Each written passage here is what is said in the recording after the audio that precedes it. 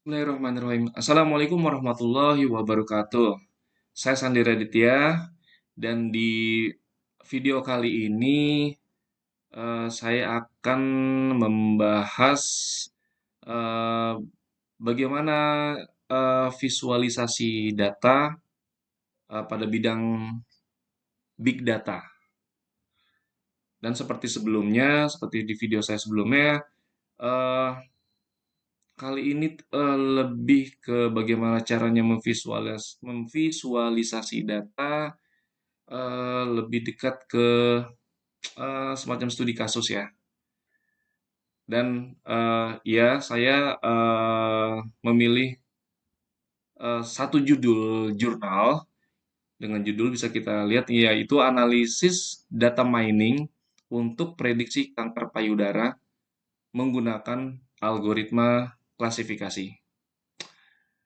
Di video ini saya tidak akan membahas bagaimana algoritma untuk klasifikasi itu apakah menggunakan naive Bayes atau menggunakan C4.5, dan saya juga tidak akan membahas analisis data miningnya.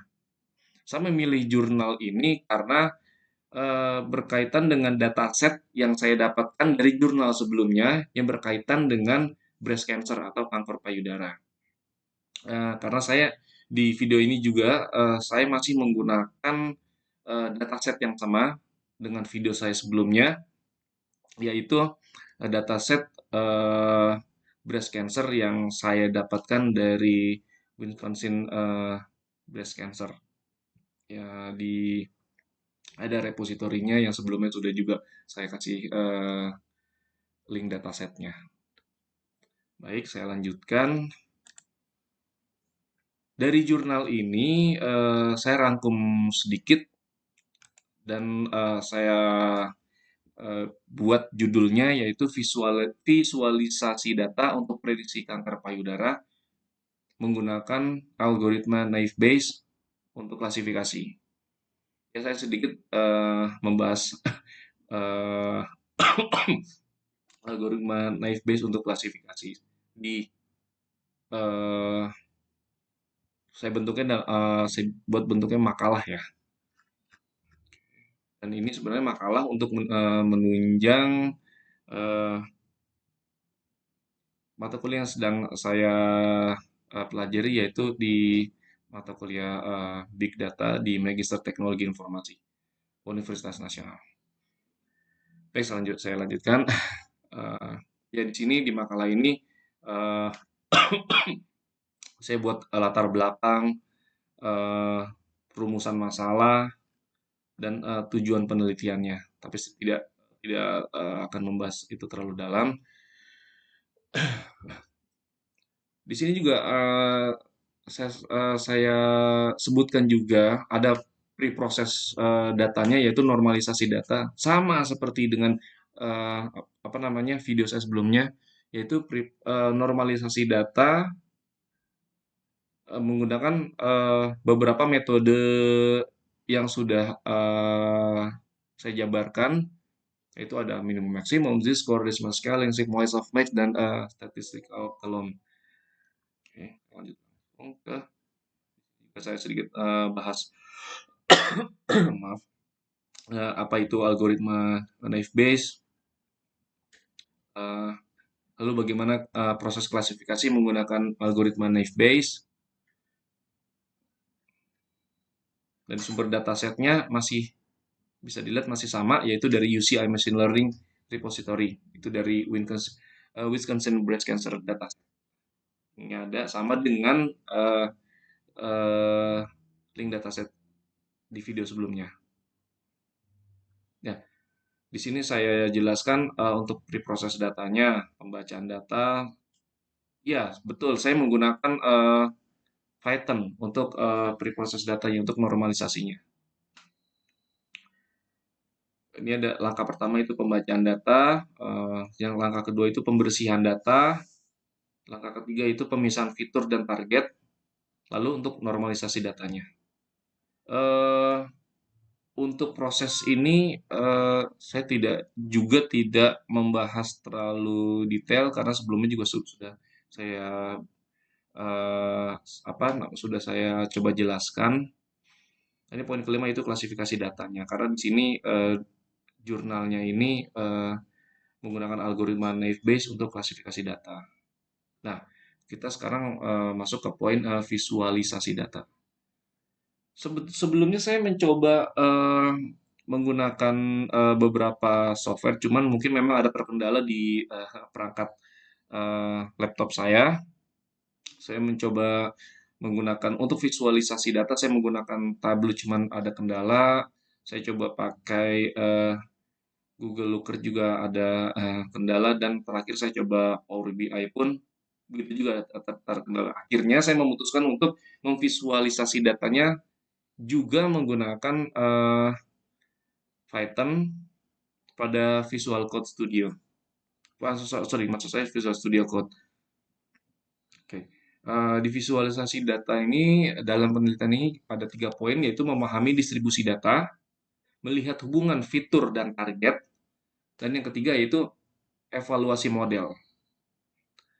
Dan ini hasilnya itu saya minta untuk menampilkan menggunakan Python berupa grafik batang dari keenam metode normalisasi, yaitu min max, tadi tampilan grafiknya, decimal scaling, sigmoid, statistical column, lalu ada grafik z-score, lalu ada grafik softmax. Penjelasannya pun tidak jauh beda dengan penjelasan dari video data science saya sebelumnya yang menjelaskan normalisasi dan visualisasi menggunakan Python.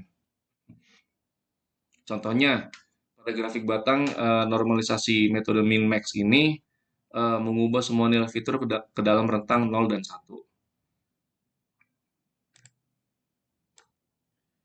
Tapi lebih baik kita langsung saja ya, coba untuk lihat prosesnya di uh, Visual Studio Code menggunakan Python.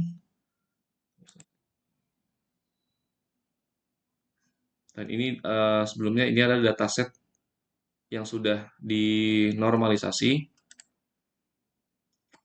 Setelah dinormalisasi, saya mendapatkan beberapa atribut. Atribut ini ada dalam tiap-tiap kolom, yaitu atribut-atribut sel. Sebenarnya ini istilah-istilah kedokteran yang saya belum paham, tapi nanti kita coba untuk visualisasikan dari tiap atribut ini, yaitu clump thickness, uniformity of cell size, uniformity of cell shape, marginal addition, sampai dengan class. Oke, kita lanjutkan.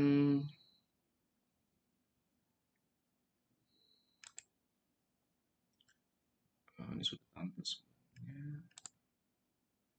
Nah, ini adalah kode program Python yang saya buat.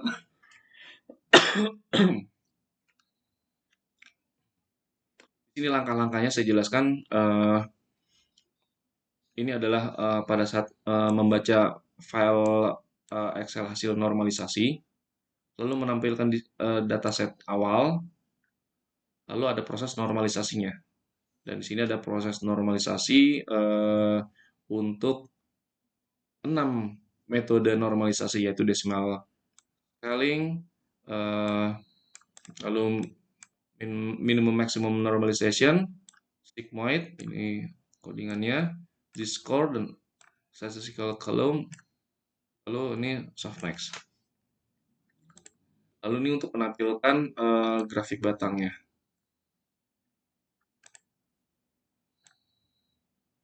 Di sini saya coba buat codingannya untuk membuat grafik plotnya. Lalu setelah itu proses untuk klasifikasinya dan memisahkan fitur dan target. Berikutnya yaitu membagi data set pelatihan dan pengujian itu di sini. Lalu membuat model naive Bayes-nya. Melakukan prediksinya, kita lakukan X-test, dan ini untuk menampilkan hasil klasifikasi. Langsung aja kita running ya.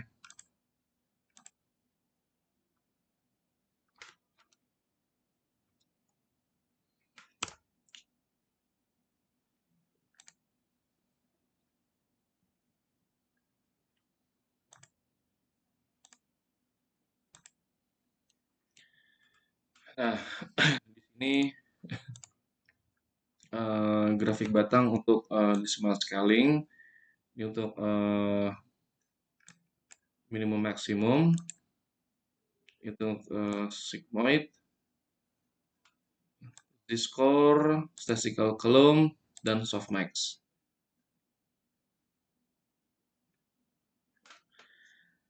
Pada makalah tugas 2 yang saya buat yang mengacu pada jurnal itu sebelumnya, karena saya sebutkan tadi saya ada punya kendala dengan beberapa software, tapi saya coba lagi untuk bisa saya lakukan visualisasinya di video ini. Jadi saya coba menggunakan Power BI. Baik. Misalnya untuk di apa namanya di hasil normalisasi datanya yaitu eh, di sini bisa terlihat saya akan gunakan eh, hasil normalisasi dengan metode minimum maksimum. Baik. Di metode minimum maksimum ini saya coba gunakan untuk visualisasinya saya coba gunakan stack column, oke.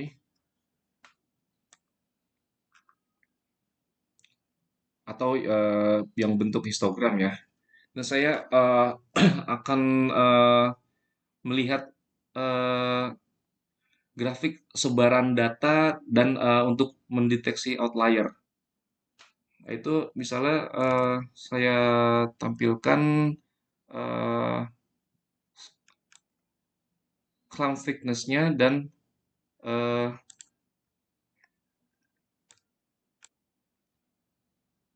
cloud thickness dan uniformity of cell size, ukuran sel ya. Berarti ini kan sel kanker ya, dan clamp thickness-nya. Ya, sekali lagi saya sebenarnya kurang paham ya untuk istilah-istilah di bidang medis ini. Tapi saya coba tampilkan ini untuk visualisasinya menggunakan Power BI. Kita dapatkan seperti ini grafiknya.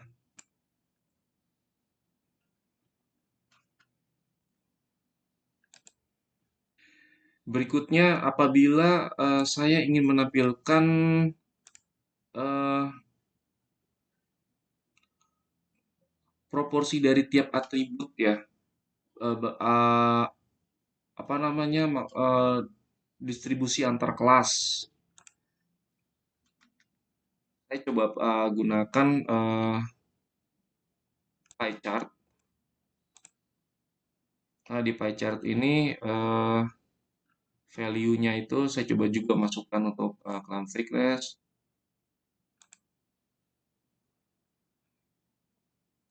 Lalu untuk di legend saya coba masukkan uh, nuclei ini. Lalu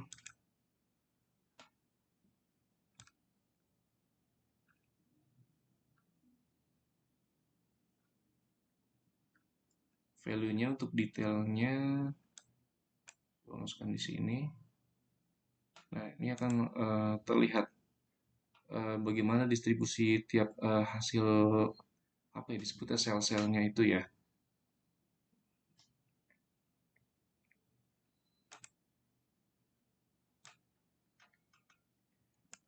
Ini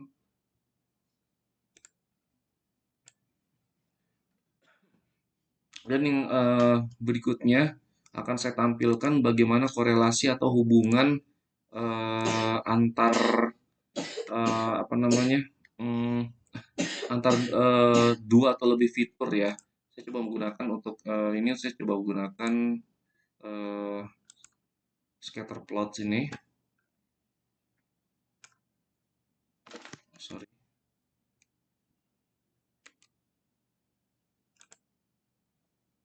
gunakan scatter plot.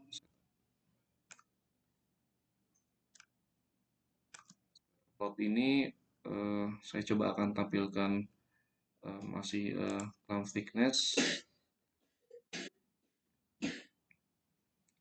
Untuk value-nya di tadi X-nya saya masukkan clamp thickness, untuk di Y-nya saya masukkan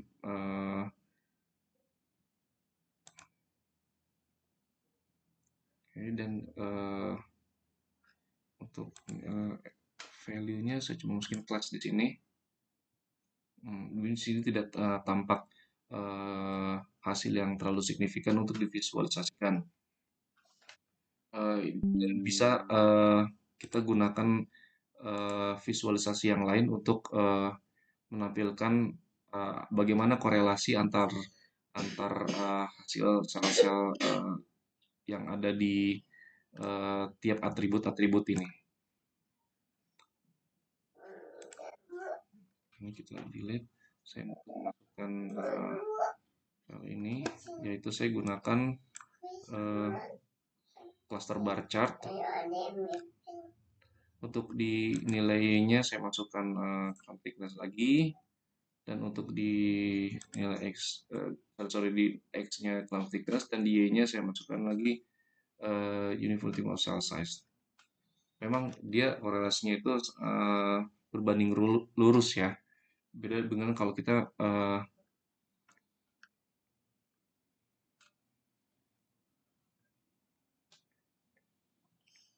di sini tampilannya apabila saya menggunakan cluster bar chart untuk memvisualisasikan atribut dari clamp thickness dan apa namanya nih, uniformity of cell size.